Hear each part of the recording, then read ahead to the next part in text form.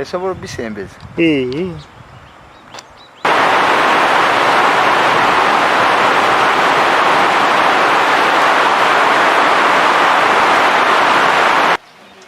namuyita mpola mpola mu magezi gange ng'omukulembeze ne musikiriwe nga talina musango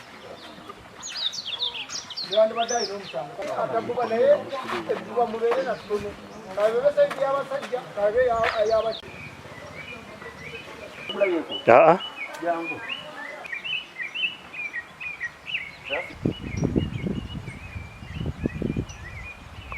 obyantala munozeemu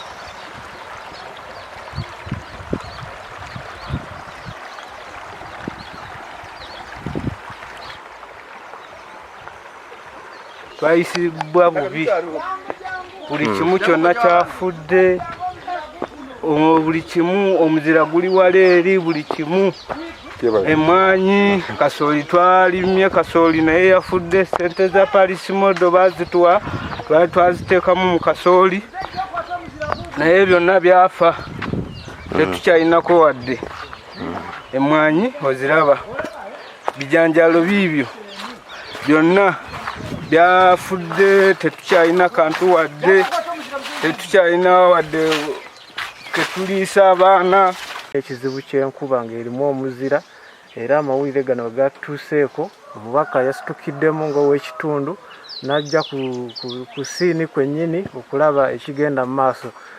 Tulagidde chairpersoni w'eggombolola akole ripooti tusobole ogitwala ewa Prime Minister asobole otudduukira n'ekitundu kyaffe mu ofiisi zonna tusobole okusakira ekitundu kyaffe ekyakosebwa omuzira guno. Embeera eno tubaire tugirabangako ngaffe abeene Makokoto naye ekizibu ekyazze nti enkuba yazze mu kiseera ng'abantu bamaze okusiga ebintu byonna biri mu nnimiro nga beewola ssente abamu babawa parishi modo.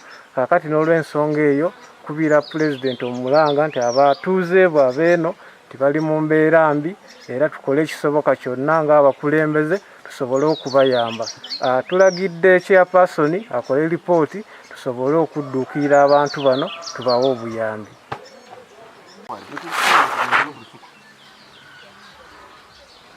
kubitambuliramu gavumenti eteeka okubaako tekola kimbalaba era ndowooza abalina TV mujja kubiraba tugamba eggwanga lyonna kumpi n'ensi yonna egenda kitegeera ekyaguddewa ate ka social media yajja era ebisinga tewali ofiisi etamanyi kuba nekkawo yennyini abadde amaze n'okukubira chief ng'amugamba okukola ki era okugenda ripooti egende ekitegeeza nti buli ofiisi yonna olwedde yakitegedde naye twetaagayo ripooti eki empandiike era egenda kukolebwa.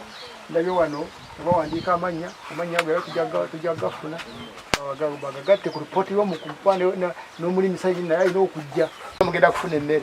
Kiyinza obutaba kyangu nze kyekinyamba ntera okubuulira abantu amazima naye mubeere bakkakkamu mujja kugira nga mweyiiya naffe twagala byanguwe nga bwe mwagala n'ebintu bya gavumenti bisooba sagala kubamala mu maanyi bayinza n'okubireeta nga sizoni ekola ki kyovula wanze mbadde nsaba nnyo banguye ensigo tukole ki sige naye olwokuba nti obulamu bwasigaddewo byonna bijja kukola ki bijja kuddawo.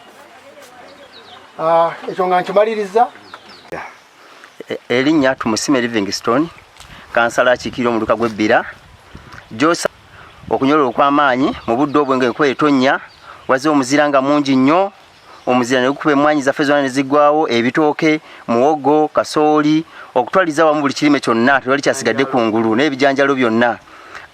Nenkubira chairman Sifiri ne kansala tukigira ku district ne Dr. Michael Chabikola ne mutegeezaako nga tusaba mu ofiisi ya mama Nabbanja batudduukirire tufune ebyokulya kuba abaana baffe bakava ku masomero tetulina kyakulya era ekirala mu nteekateeka ya PDM abantu badde bataddemu ssente nga mugamba nti abafa abawansi balabe nga badde engulu naye essente za PDM tezituyambye kuba buli kimu kye bataddemu kyonna kyafudde. Tusaba aba Red Cross ne ofiisi y'ebigote biraze batuyambe okulaba nga batuyamba tulabe nga tudde engulu. Tusaba ensigo n'emmere tulaba abantu nga baganyirwamu. Nsigadde Tumusime Livingstone kansala akiikirira omuluka gw'ebbira. Amannya nze Semwezi Edi Kamyuka kansala akiikirira eggombolola eno ku district. Kya mukisa mubi twafunye omuzira ne gwonoona ebintu by'abantu bonna naye tukubira gavumenti omulanga tuyambe edduukirire abantu bano kuba embeera gye balimu mbi, ebitooke byaweddewo, emmwanyi zaaweddewo, obummonde bwafudde, ebijanjaalo ne kasooli n'amayumba kutwaliza awamu. Tusaba gavumenti singa kibadde kisoboka sizoni ke yakatandika ne bafunirawo mangu ensigo ne baddamu okusimba kubanga embeera mbi nnyo nnyini ddala. Tusaba maama waffe Prime Minister otuyambe odduukirire abantu bano. Honorable Kyabikoola mujje tukwasize wamu tulabe nga abantu bano bayambibwa.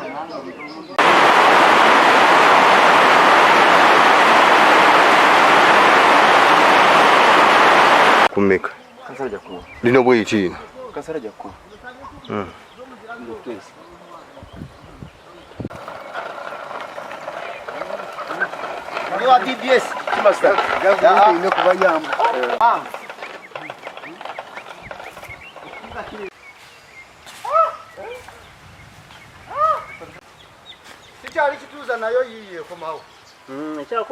no era kyekyandibadde kiddako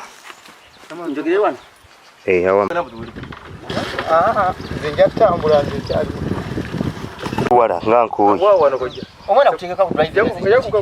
era n'okusaba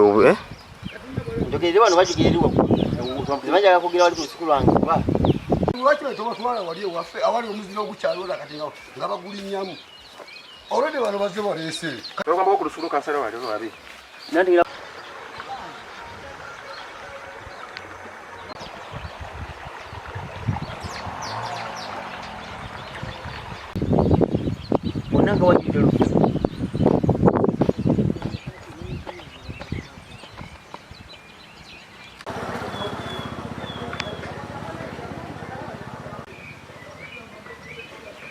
Jangu. Nebazze abantu paaka nababukedde.